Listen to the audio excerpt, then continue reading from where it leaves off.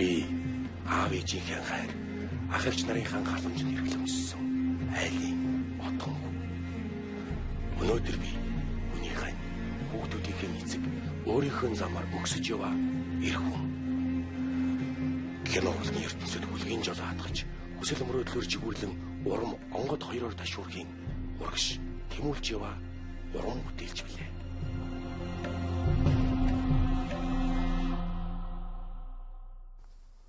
Эр амгалан бол гэр амгалан гэж.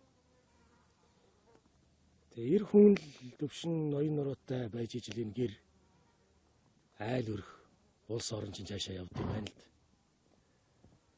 Би хүүхдүүдээ зүгээр л нэг одоо ингээл нэг тийм сайн иргэн нэг тийм сайн хүн болж хүмүүжээсэй гэж боддоггүй. Би хүүхдүүдээ хүнд хэрэгтэй хүн болоосай. Хүний төлөө юм хийсэн хүн болоосаа гэж боддог.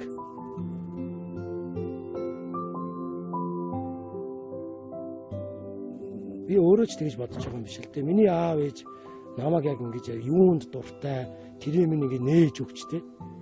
Тэгэж ингэж өөр юм нэг тийм хөгжүүлж өгсөн л дээ. Төг сургаалны хүртэл хүнд туслах тухай. Хүний одоо найз нөхөр бол ямар найз нөхөр байх тухай ч юм уу.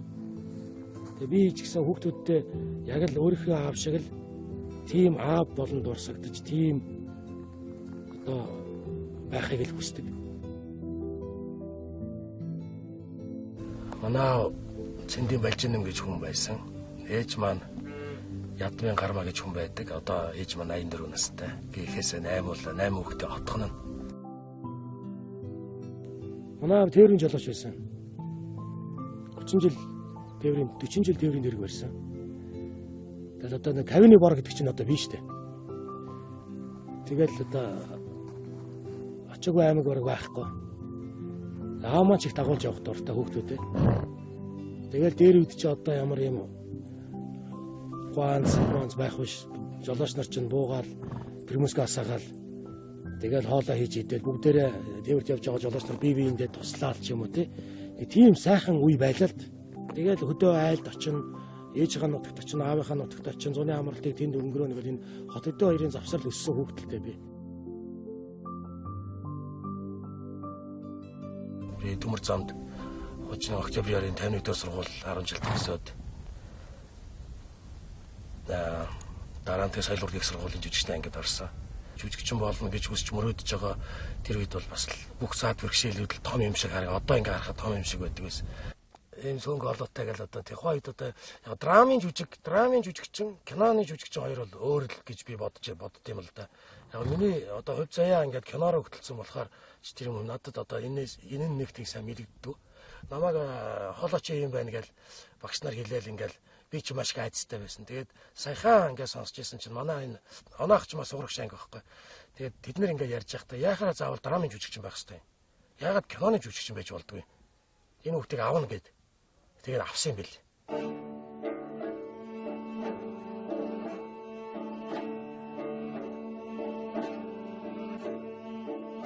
Их сурна гэдэг чи одоо ингээд тийм активик боловсролыг эзэмшихээсээ илүү тухайн орчинд нь хүн болж төлөвшөх нь маш их чухал байдаг юм байна гэдгийг ойлгож байгаа. Тэгээ манай ангид бол одоо өнөө үедээ одоо драмын урлагт толгой зохиж яваа болд эрдэнэлэг тэ телевизээс салбарт одоо хантихмаа юм байдیں۔ Бям цогтоос ахуулаад навчаа гэл ялалт гэл олон сайхан авьяаслыг залуучуудаа нэг ангид орсноо.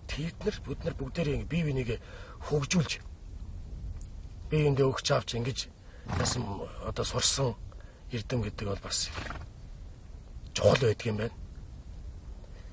Тэгэд манай тайзны арены багш бол олон багш байсан л да. Урт насан багш байсан, чамжлуун багш байна, долгор багш байна, дуулаачийн ангис Батцэрэн багш байна, банд багш байна гэдэг энэ жүжигчний уран чадвар, энэ тайзны яриач гэдэг юм одоо энэ мэрэгжлийн хичээлүүдийг хүн маш олон давтаж, маш олон янзаар олон талаас олон хүнээр хэлүүлж ижил өөртөө суулгаж авч байгаа. Тэгээ би одоо багштай бол маш их баярлж явдаг. Миний багш одоо их тийм буурал цагаан өстэй хүн байсан. Тэгээ би Марко Поло киноноос ирчээд би багш дээр ингээд тэвэр дүүрэн цэцэгтэй сургуулийнхаа коридороор ингээ алхаж явах тэр үе бол миний амьдралд бас их сайхан үе санагддаг. эзэж мартагдчихгүй багшигаа баярлуулж би амьд дээр нь одоо нэг л баярлуулсан гоо гэж өөрийгөө тэргөөрөөж бас жоохон сэтгэл тайтгарч явдаг. Би бол тэр цагаан үснээс нь ихэхийн бууртуулсан хүн гэж өөрийгөө бас зэмлж дотроо тэгж гэмшиж явдаг байсан.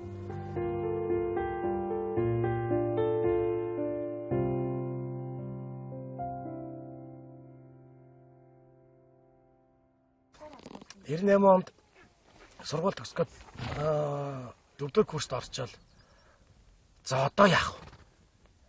Би бол театрын хүн биш юм мэдж байгаа. За одоо кино урлаг гэдэг юм чинь бас нэг хэсэг хаягдсан байсан үе. Тэгэл одоо хэн кино найруулах бол гэж ингээл бодож байгаа нэг оюутаа. Тэгээ бодож ийсэн чинь за Бадрагунга кино найруул. За би Бадрагунгад хадаг бариад очие. Намайг нэг киноныхоо нэг жижиг хэсэг авчаач гэж гуй гэж удаад. Тэгээ байж ийсэн чинь харин уулын өсвөдөр киноны пров зарлагддаг байхгүй. Тэгэл хазны юм гээд бүгдээрээ манай сургуулийн тэр чигээрээ очив. Тэгээ манай ангийн даваа зул хоёр тоглосон. Манай талигч Аси тоглосон. Залуучуудаас баяр инх баяр ах маань тоглосон. За тэгэл дээшгээ зүгээр Сүхвэг ах, Том Хүрлээ ах. Тэгээд одоо зураачаар Нэгмар гой, зурлаачаар Шарав дорж гой, найрлагч Бадрагун гой. За тэгэл ерөөсөө одоо яг тэр алтан үеийн одоо тэр хүмүүсийн яг тэр сүүлийг нь барайл анхныхаа кино тоглож би аяха цтай хүн гэж өөрийгөө боддоо. Одоо юу болоод байна? Сүүлийн хоёр шиг ингээд дараа нь бүр дуулсан гэж. Гамбат эдний үнд сайн тэлж өгөх юм. Чи зэрэгт байхдаа бас тэглүүлдэг байсан уу? Энэ бол юу ч биш ээ. Тэр кино гэж бодоход л хамгийн эхлээл тэр натур тэр Сэлэнг аймгийн Зэлтэр суманд Дүшиг суманд хийж исэн тэр натур тэр хүмүүсийг хэлж исэн, зааж исэн, сургаж исэн, ярьж исэн, зургаа яаж авч исэн, уран бүтээлтэй хэрхэн хандж исэн тий. Тэр болгон ч ингээд яг анхных нь энэ эхлэлийн ингээд маш зөв тавьж өгсөн юм болов гэж би боддгийг. Шүгрийн том ах чивд. Тийм ээ. Наад дээр чинь хаягийн биччихсэн байгаа. Гү таярчдаа энийг хүнтэй цайтай юм хүнд өгч болоод болж байгаа юм уу? Бурхан болооч хатан аав юм аа. Ах яхаа өөрөө мэднэ.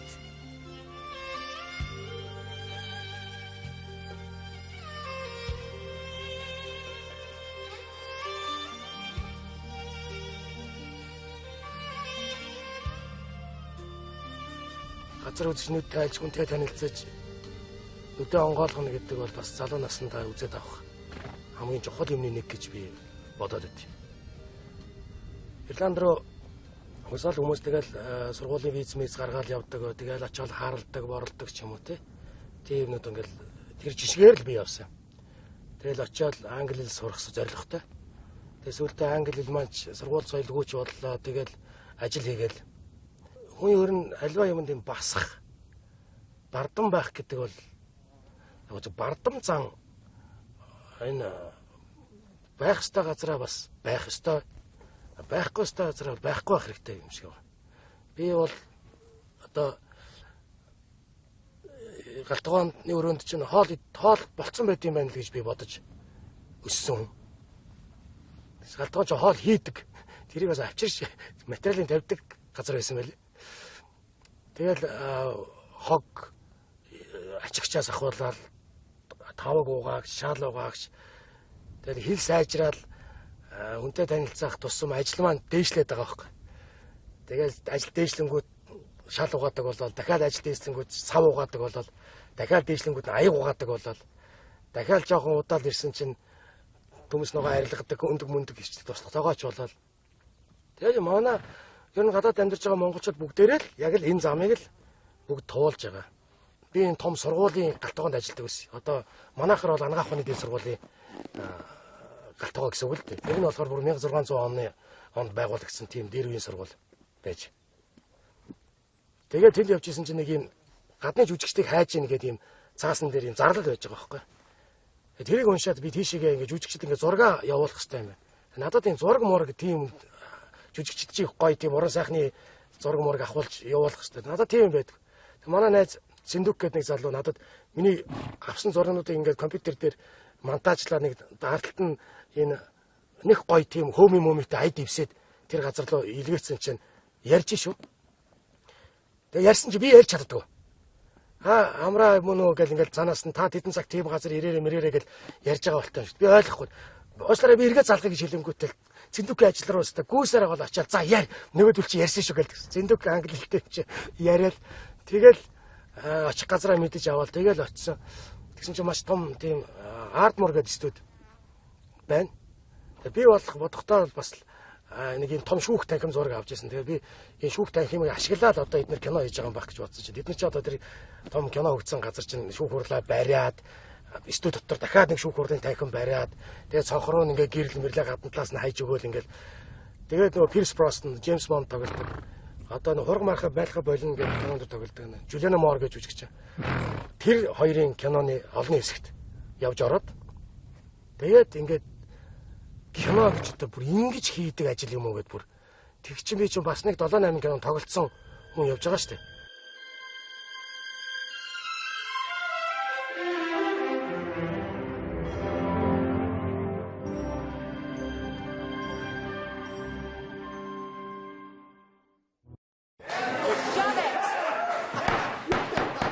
Woods, if you don't put a muzzle on him. Your Honor, my client is simply making the point that while he was away working hard to pay for the castle, his wife's activities may not have been entirely altruistic. Fidelity is at issue here. We can happily produce receipts documenting Mr. Jameson's tour of the world's brothels.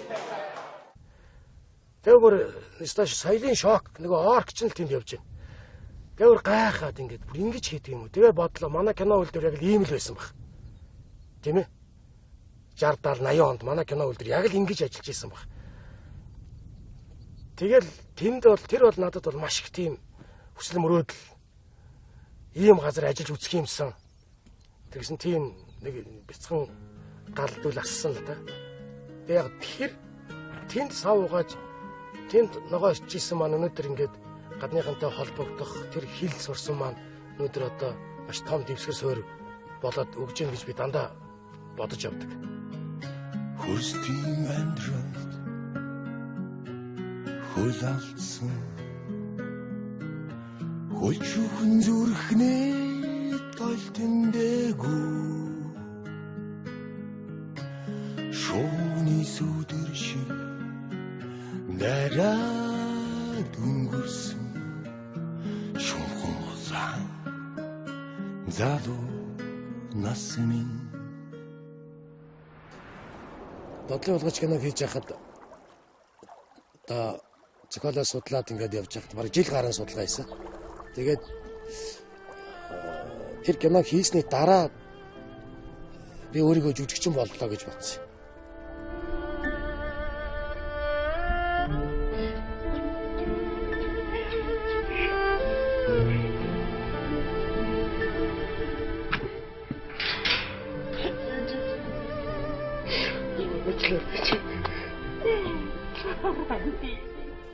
Тэрнээс өмнө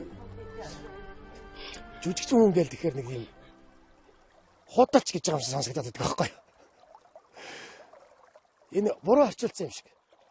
Энэ бидний одоо жүжиглэх урлагийн энэ систем бол жүжиглдэг байхгүй юу? Тэр дүр дотроо амьдрдаг байхгүй юу? Хардаа ижээ. Ховор хоос амьдрал. Эцсорлоо ижээ. Тэр өгсөн нөхцөлдөө ингэж амьдарч ийж жинхнээсээ тэрэндээ одоо орж өгж ийж дурлж ийж тэрэндээ шатж ийж тэр нэг хэсэг юмыг гаргаж байгаа. Тэгэхээр тэнд жүжигдэггүй байна. Тэнд амьдардаг байгаа даа байхгүй.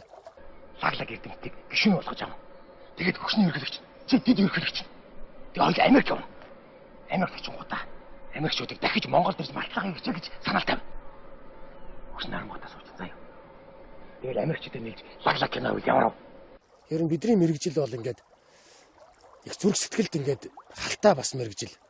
Тэгээ би бодлын улгаж киног хийгээд ингээд харж байхдаа за миний кинонод бол заавал одоо энэ нийгэмд нэг юм хэлж явах хэрэгтэй юм байна. Энэ кино гэдэг чинь өөрөө энэ сургууль хүмүүжүүлэх, энэ соён гээгэрүүлэх, энэ ийм хүчтэй ийм урлаг юм байна гэдгийг нь маш сайн ойлгосон. Тэгээд тэр киноны нээлтэн дээр манай ардын жүжигч очроо тухай үг хэлэхдээ яасан сайхан хүүвэ, ямар сайн жүжигч юм бэ гэж хэлсэн.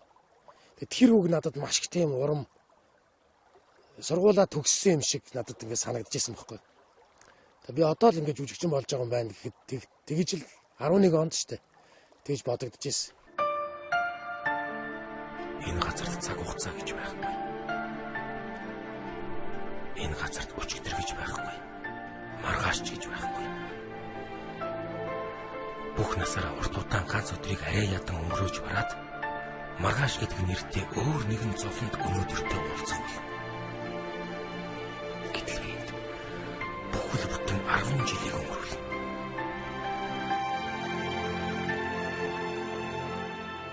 Бид нар ер нь дэлхий рүү бас кино бүтээгдэхүүнээ борлуулах гэвэл бид нар юу зарах вэ гэдэг асуулт байна. Бид нар жүжигчдээ зарах уу, найрлагчдаа зарах уу? Тэ? Бид нар очих ёстой юм уу? Очиж уран бүтээлд нь оролцох ёстой юм уу? Гэт олон асуулт гарч ирж байгаа юм л да. Тэгэхээр бид нар авчрах ёстой юм байна. Зохиолол маш сайн гаргах ёстой. Яг тэдний стандартаар.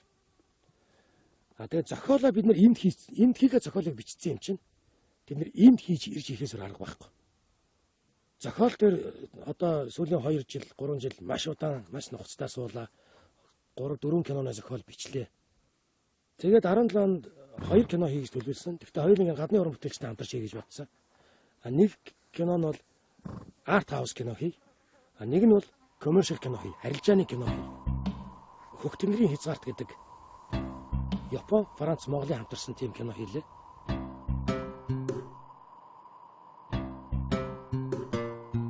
Энэ кинонд маань Азийн Канны кино фестивалаас Азиас хамгийн анхны эрэгтэй дүрийн шагналыг авсан Юя Ягира гэдэг залуу жүжигчин. Залуу хүн байлээ. Тэгээ хамтарч тоглосон. Франц, Чили, Испани, Австрали, Монгол, Япон гэдэг ингээд уран бүтээлчид оролцсон. 20% зураг авалт нь Японд, 80% зураг авалт нь Монголд Арангаа аймгийн Тариач сум, Улаанбаатар хот. Тэгээд зохиолыг нь бол өөрөө бичсэн. За ийм кино хийгээд одоо ингээд яг монтажных үе шатанд яваад ингээд угаасаа бид нар хурдан киног хурдан хийгээд байгаа болохоос ер нь дэлхийн жишг нь бол тийм хурдан биш юм байлээ шүү дээ. За энэ кино маань одоо ингээд фестивалуудад ингээд одоо сайн доо.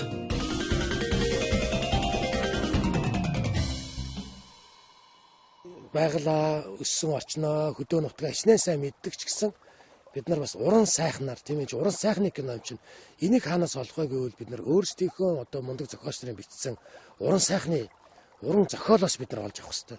Тэндээс бид нар хинбэ гэдгээ таних хэрэгтэй. Илүү урнаар мэдрэх хэрэгтэй гэх юм уу те. Илүү өөрсдийгөө хараагүй харах хэрэгтэй ч гэдэг юм уу.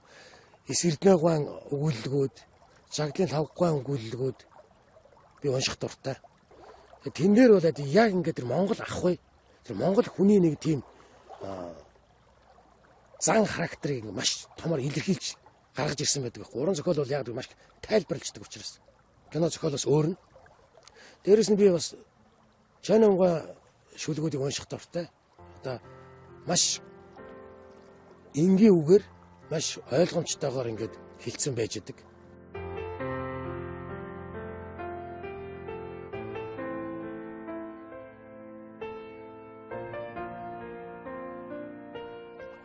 Ингэ шүлгэрчгөө. Дурлалынхаа жинхэнэ амтанд нь согтуурч, дууныхаа сонирхон аялгуунд нь гүлчүүрч дун цэнхэр тэнгэрийнхээ тухай, дойлом цагаан талынхаа тухай, дуу тэмдэр сардгийнхаа тухай, дуулах хүслэн надад төрж байна. Гүн цуцаан хөвчихөн тухай, гүйдлгүй жороо мөрөн голынхоо тухай, алдалсан ч үзүүрэн үзэгддэггүй хадагныхаа тухай, асгасан ч савн цагаан үлддэг сүүнийхээ тухай.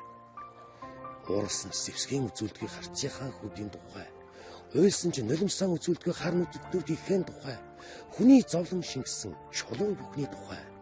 Хүслийн дээд шингэсэн найргаараа би дуулнаа. Энэ бол миний хамгийн дуртай мөр.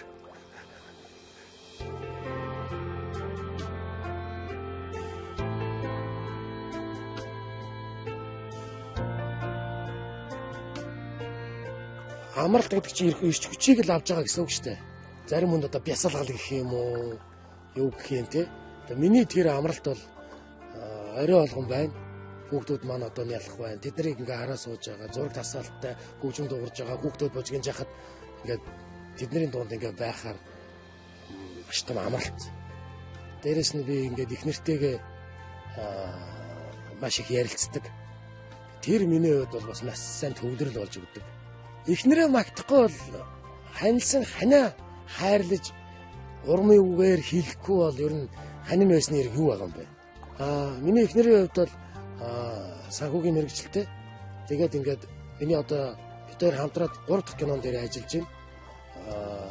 Итгэл тэгээд сая Under the Tokyo Sky гэдэг тэр Art House кинон дээр Mongolian Connection киноны ерөнхий продюсераар ингээд 3 кинон дээр ажиллаж байна. Тэгээд дөрвөн үрийн цаана дөрвтэй хүүхэн байдаг гэж үг байдаг. Тийм ээ би өөрөө 5 эгчтэй. Тэгээд ер нь маш олон эмэгтэйчүүдийн хайран дотор ингэж өлгийдүүлж өссөн хүн. Тэгээд би хүний үг их сайн авч сонсдог. Авдаг дан ганц миний зүв байна гэж байхгүй тий. Энэ салбарт би удлаа. За би энэ илүү дуртагтайч гэж гихсэн юм байхгүй. Кино гэдэг бол үргэлж шинэ байж идэг. Нэг киног дахиад шинээр хийнэ гэж байхгүй шүү дээ. Тэгэхээр кино болгон өөр өөрийн төвхтэй, өөр өөрийн замналтай, өөр өөрийн босох тийм замтай байж идэг. Тэгээд одоо маш олон сайхан төлөвлөгөө, олон сайхан төслүүд цаашдаа ингээд ирээдүйн маань их сайхан харагдаж байгаа. Хэрвээ одоо ингээд бурхны тааллаар болдог бол тийм ээ. Их сайхан ирээдүй биднийг хүлээж байгаа. Итгэл минь тасрахгүй. Эцсийн хүртэл явлаа.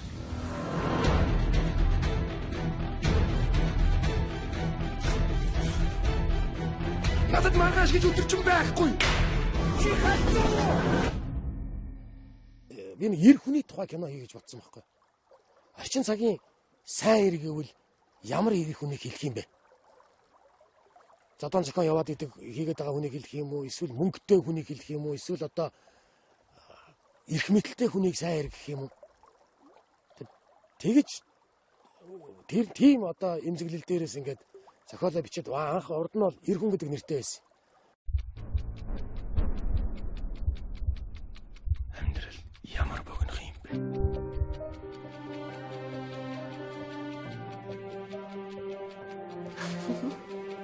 Энэ амьдралыг дуусгамааргүй байна. Гомдсон ч, ууралсан ч, баярлсан ч тэр аливаа зүйлд итгэж байгаа итгэл алдахгүй байна гэдэг бол. Миний том охиныг мөнх итгэл, дунд охиныг ариу итгэл, бага охиныг гэгээ итгэл гэдэг. Тэгээд би итгэл гэж нэр өгсөн. Тэр охтуудынхаа дөрнөөс ч биш. Ер нь хүний итгэл найдварын тухай. Тэгээд энэ кинонд тоглохын тулд би яг 20 кг жин хайж тоглосон. Би өөрийгөө өвчтэй гэж мэдрэхгүй бол би өөрийгөө бие муутай одоо удахгүй өнөө маргаашгүй өөх гэж байгаа хүн гэж мэдрэхгүй бол үзэгч мэдрэхгүй байхгүй. Би мэдэрч ийжл би тэнд үнэн амьдрна, үнэн тоглоно. Багш маа надад хэлж байхдаа за амраа чи сайн тоглоё гэж битгий бодоорой. Үнэн тоглоё гэж бодоорой гэж хэлсэн. Тэгээ энэ бол маш чухал үг байгаа байхгүй. Би энэ нэг альва нэг хэсэгт ингээл яхад нэгдүрүүлэгдэж тэр тий.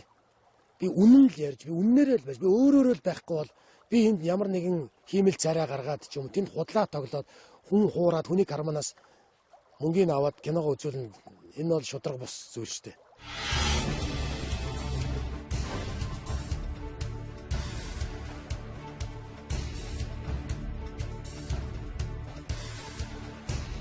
Аль болох л одоо энэ киноныхоо орлогоос ингэж хүмүүс туслая. Ямар нэгэн одоо сайн үлсэн юм хий гэж боддог л да. 25 дугаар тусгай сургуулийн хажууд бид нар офстай байсан.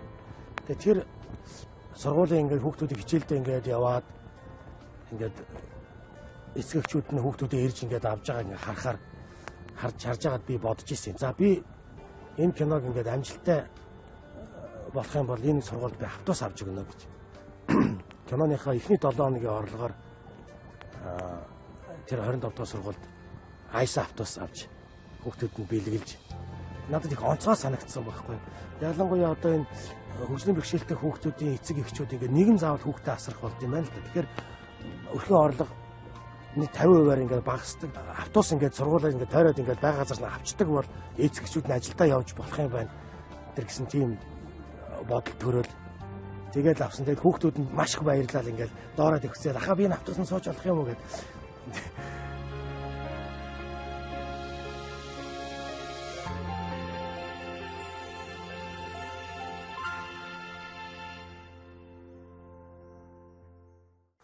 За тэгээд 18 оны он гараад эхний удирдалд нь бид нэр Mongolian Connection гэдэг одоо акшн жанрын арилжааны кино гэж болно. Ийм кино хийлээ. Бид нар сая 5 сарын дундуур зураг авалтаа дуусслаа. За энэ кинонд бас нэг 7-8 орны уран бүтээлчд оролцлоо. За тэгээд одоо манай киноны зураглаач гэх юм бол Gangster Squad гэдэг Холливуудын сая Сандра Буллоктой нэг кинонд тоглоод киног хийгээд дуусгасан зураглаач. Тэгээд одоо дэлхийн маш хөгжмийн маш том наадам Говчела гэдэг наадам байдаг. Говчела гэдэг тэрний кино хийдэг найруулагч. Монголын уран бүтээлчдийг одоо энэ кинон дээр ажиллаж байгаа ингэж хараад маш их одоо дотроо ингэ тэд нэр бахархаж ирсэн. World class гэж байгаа байхгүй. Тэгээ энэ кино хийж байгаа учир нь одоо бид нар дэлхийн киноны одоо санхүү дэлхийн кино бүтэж байгаа хөрөнгөтэй бидний киног харьцуулах юм бол одоо маш бага. Ийм бага мөнгөөр бид нар бас яг тэнд хийсэн шиг ч адилхан кино хийж болдго юм аа. Монгол бол тийм орон гэдгийг л батлах гэдэг. Тэгээд манай гадныхан одоо ингээд яг бид нар нөгөө нэг make movie гэдээ хийдэг штэ. Киноныхоо баримт киног ингээд хийхэд уйлаагүй уран бүтээлч байгаагүй. Уйлаагүй хүн байгаагүй. Бүгдээрээ Монголд маш өндөр сэтгэгдэлтэй. Монголчууд одоо ямар гоё юм ажилсах хүмүүс байдаг юм бэ? Монголчууд ямар их тийм нээлттэй хүмүүс байдаг юм бэ? Монголчууд ямар их юм төсвөртэй хүмүүс байдаг юм бэ? Тэгээ маш бахархмаар тийм сайхан уран бүтээлийн хард бид нар харж байгаа.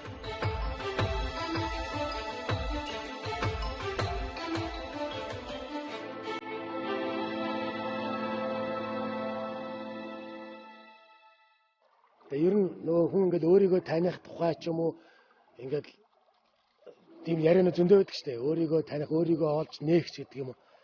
Тэгээд би бол бүр өөрийгөө бүр 100% хүн хизээж танихгүй байх л таньдаггүй байх. Хүн өөрийнхөө юу хийж чадах ёстойг л хүн олох ёстой юм шиг байна.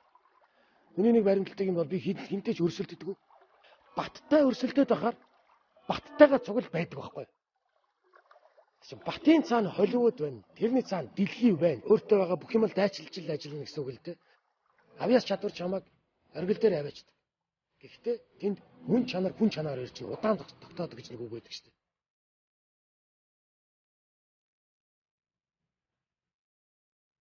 Тэгээ би Америкийн United Nations Artists East West гэдэг тийм агентлагт гишүүнээр хэлсээд тэр агентлагтай хэлсэн гэдэг бол бас их хүнд даваад авч байгаа. Тэр студийн жүжигчин бас амьдралдаа би бас анх удаа байгуулахад харьяалагчсан жүжигчин болж үзэж байгаа. Тэгээд тэр маань одоо Марко Поло киног хийх гэж гэсэн тийм одоо жүжигчдийн сонгон шалгаруултад түлхээд проб гэж ярьдаг штэ. Проб өгсөн. Маш том хариуцлагын ажил байсан. Одоо яг ингээд Холливуудын кинонд тоглолоо ч гэдэг юм уу ингээд тэр нэр алдарт их сайхан тий одоо хүний амьдрал тохиолдож байгаа жүжигчин хүний одоо хүсэл мөрөөдлийн нэг хэсэг ч гэдэг утгаараа ч юм их сайхан байсан ч гэсэн монголчууд ер нь энэ жүжигчний уран чадварын жүжигчтэй яаж ер нь бэлдэж гаргадгийг гэдгийг одоо дэлхийд таниулсан том алхам болж байгаа гэдэг утгыг бол одоо маш авсан л та тэрийг.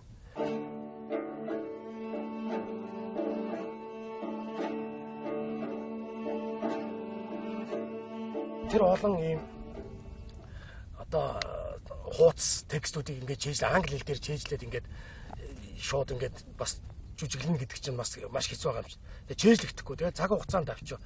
Одоо ингээд камерынхаа ардалт нөгөө текстүүдээ маш том шрифтээр бичиж байгаад хол байж байгаад энэ нүднийхээ хүүхэн хараа хөдлөхгүйгээр ингэж баг уншиж гин гэсэн үг ш тэр чинь.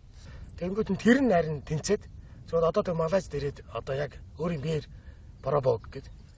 Тэгээ бүр ингээд онгоцон суусан тэр хитэн цагийн нийслэг бүгдэнд нь юугаа чийжилж текстээ чийжилж явсаар байгаа шүнжэндөө чийжлэл өглөө нь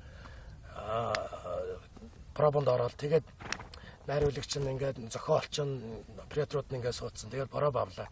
Маш энгийн авдаг. Маш энгийн байт юм бэл. Би 2-3 хэсэг бэлдсэн, 2-3 дүрийг бэлдсэн. Хайдуу хааныг, ариг бүхийг, хувлын хааныг бэлдэж очсон. Тэгээд ариг бүхийг явлаа. Тэгсэн чинь нөгөөдөр чи бүгдээрээ ингээл чимээгөө ингээл болчлоо. Тэгээд одоо болж байгаа юм болоог юм болоог бол ингээл харж исэн чинь болж байгаа шиг байна. Тэгэхээр би энэ зохиолыг хэн бичсэн гэдгсэн чинь. Миний асууж исэн өнгө тоон жоохон одоо монгол хэл чинь өөрөө ч нэлээд жоохон хатаа үйл штэ. Нөгөө хүмүүс би нэг харчнаа энэ бичсэн гэд Джон Фуског зааж. Дараа нь Джон Фуског ярилцлаган дээр энэ байсан байхгүй. Амбра ингээд аудишн өгснийхаа дараа сөнг олоогоороо Энэ зохиолыг хэн бичсэн гэдэг намайг загнахж байгаа юм шиг асуусан. Тэгээ би өөр гадаад хүн болохоор тэр зохиолыг буруу бичсэн юм уу те? Өөрөө бол Монголыг их хүнддэг хүн л дээ. Тэгсэн чинь би маш сайн болсон байна гэдэг. Би ч тэгж хэлэх хүн мөн үү биш үү те? Тэр том одоо киноны зохиолчийг зохиолыг одоо шүүмжлэх юм байна уу? Тэгтээ тэнд бол уран бүтээлчийн эрхчлөө гэдэг юмыг маш ингээд сайн хангаж өгж. Destroying the Song Dynasty rebels is wise. But is it not wiser to let them remain in their walled city, paying us tribute? Яг ингээд хааны ордонд ариг бүх ирж байгаа нэг юм хэсэг байгаа байхгүй.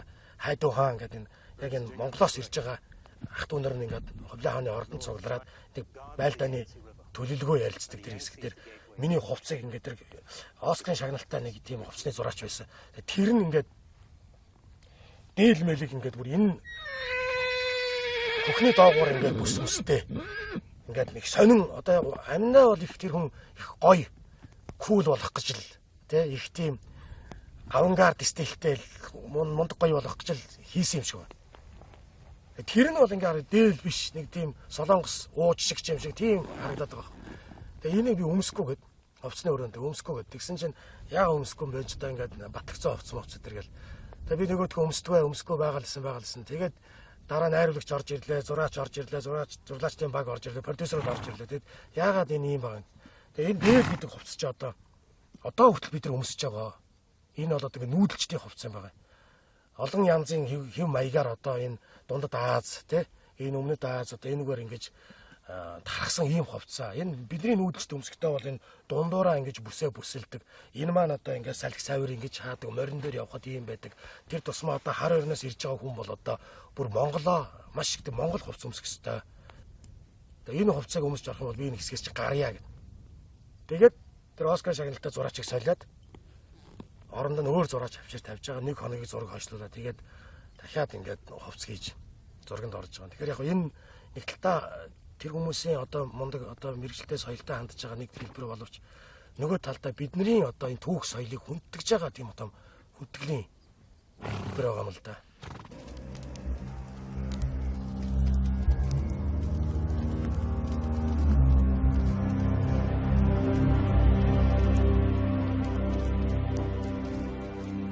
Одоо тэр зохиолч бол маш сайн зохиолоо бичсэн байгаа. Тэгэхээр тэр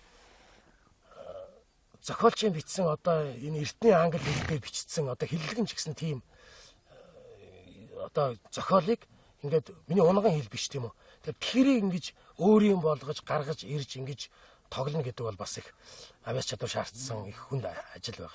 Хувлаа хаан бол текст нь тийм байгаа байхгүй. Ариг бүх хэлж байгаа байхгүй ингээд би дэлхийн хаан болохыг хүсэхгүй байна. Би энэ Юан гүрний чинь хаан болохыг хүсэхгүй байна. Би зөвхөн Монголын хаан болохыг л хүсэж байна. We can argue that all night. I do not want to be emperor of China. I do not want to be ruler of the face of the earth. I want to be king of Mongolia. Тэгвэл нөвлөөлж байгаа байхгүй. Наадах ч адилхан шүү дээ. Монголын хаан гэдэг чинь дэлхийн хаан гэсэн үг. Тэнгүүд нариг хэлж байгаа. Тэгвэл чи тэгээд надтай байлтах гад ингээд цэргээ засаад миний газар ирээд бууц юм уу те гэсэн чинь. Чамд ийм бодол байгаа учраас би өөрийнхөө газар цэргээ аваад ирсэн юм аа. The way I see it, it is your warriors setting camp on my land. It's because of that point of view. My warriors set camp on my land. Энэ хоёр ингээд хаа ингээд таарахгүй шүү дээ.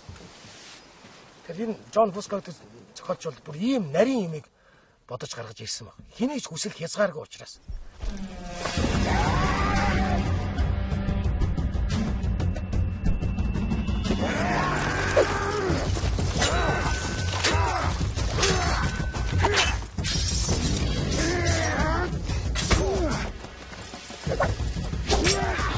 Марко Поло бол монголчуудыг энэ дэлхийд дахинд ингэж маш том сурталчилгаа болж өгсөн. Тийм бүтээл.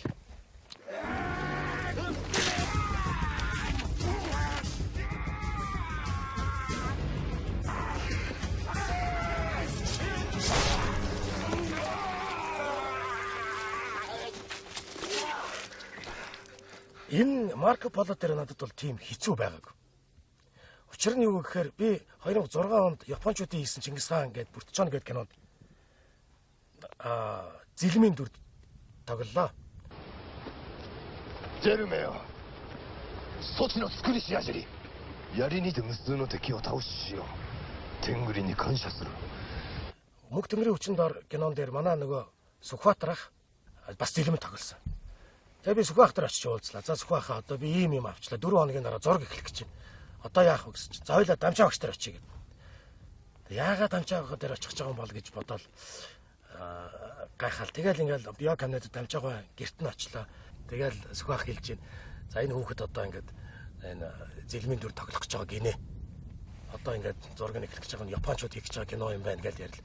Тэгэхээр би үзэг цаасаа гаргаж ирээд л хэлсэн үгийг бичиж авах гад л ингээл суулаа. Тэгсэн чинь дамжаага чамд яг юу хэрэгтэй гэсэн байхгүй.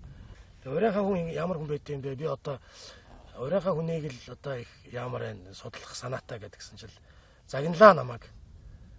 Чи юу тэр урайхаа? Юу чиний тэр дүр бүтээх? Чи зүгээр монгол хүн ямар байдгийг тэрийг л тоглоо. Монгол хүн ямар яаж морондоо морддгийг, монгол хүн яаж баярлдгийг наад бол чамайг эхний палан дээр зогсоохчих уу гэж байгаа байхгүй. Өөр хасар туршлагатай хүн чинь. Яг хэлснээр л болж байгаа юм л да.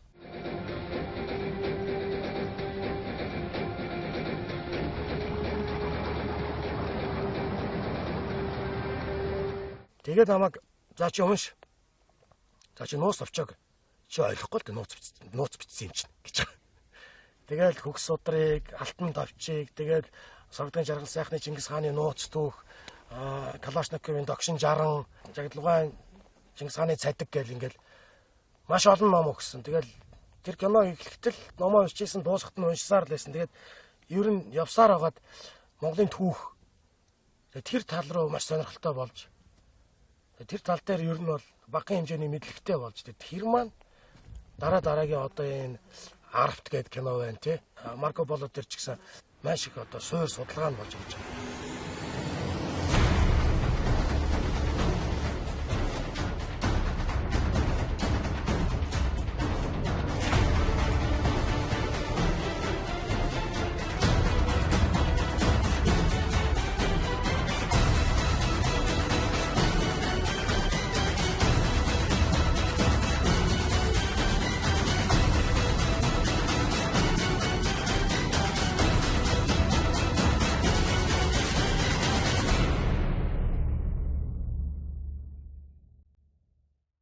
Марко Поло киноны шалгуулалтанд тэнцээд тэгээд эндээс эхлээд Лондон нисээд тэнд очиж энэ толгойнхоо хэмжээг тэгээд өснийхаа ингээд хэмжээг биенийхээ хэмжээг өгөх гэж очиж байгаа. Тэгээ ингээд очиод яг хоо онгоцноос буунгууд ингээд нэг юм цагаан толгойтой Европ хүн чемодааны минь аваад машиндаа тавиал тэгээд Лондонгийн нэг гой буудалд буулаа. Энэ бол манай маш чухал зочин шүү гэх. Тэг яг үнэр нь яг Ирландтай адилхан. Тэг чинь нэг хооронд ойрхон юм чинь. Тэг би бодчихлаа ингээд эр хүн тогч барьдаг, тулж хариулдаг гэж. Яасан үнэ юм бэ? Би тэгтэл тэнд ингээд яг шанаа угаагаад явж ирсэн. Өнөөдөр би энд ингээд кино тоглох гээд, Голливуудын кино тоглох гээд ингээд ирсэн байж тээ.